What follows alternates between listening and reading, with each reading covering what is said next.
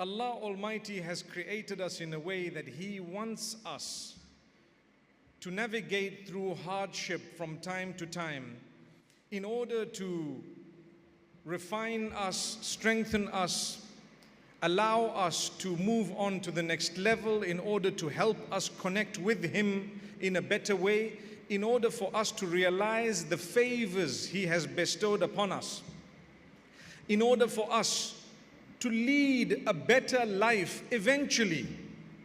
Had it not been for hardship, we would not have known what ease is. People do not appreciate something until they experience the opposite. You wouldn't know what cold is until you know what hot is.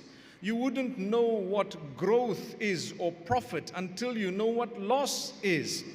In the same way, sometimes we're leading a life of ease